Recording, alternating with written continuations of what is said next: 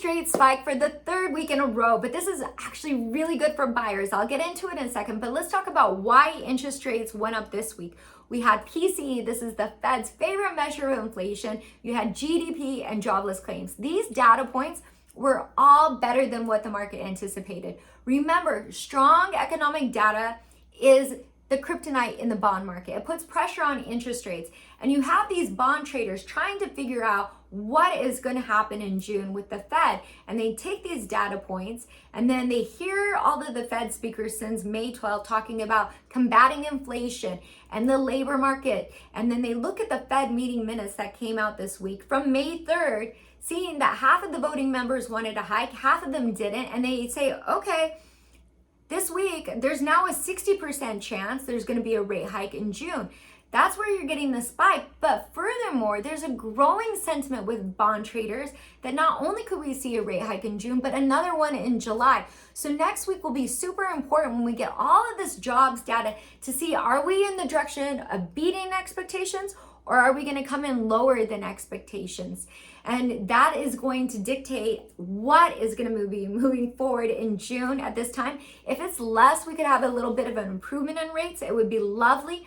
But this is where the benefit is for buyers now, is when rates go up so quickly, so fast, a lot of buyers get analysis paralysis. They go and they sit on the sidelines.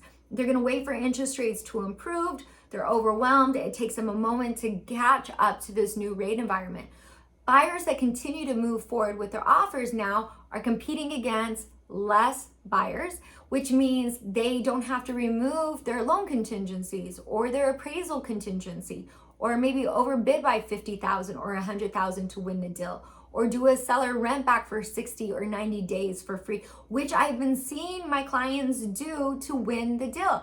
When you have a higher rate environment and less competition, you can now be able to open an escrow, have more protection with your contingency, and once again, open up the discussions with seller concessions to be able to buy down an interest rate, to feel more confident. But the key is don't wait to buy and wait. When interest rates truly do come down, which we're anticipating Q4, that's where you're going to have a big spike of your equity, and you're going to be able to refinance into that lower forever rate.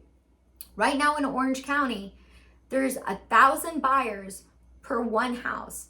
1,000 buyers for one house with a higher interest rate. Imagine how many buyers per home will be on the market when interest rates truly come down. And that's where you're going to have the jump of equity. So it's an amazing time in this market. It's only going to continue to grow. And reach out to learn any more tips or tricks. Monday, just want to let you know the bond market's closed for Memorial Day in observance of those who sacrificed their lives for our country, who died for our country, for family members who lost loved ones for our country. You are in our thoughts. Have a great weekend, and I'll talk to you soon.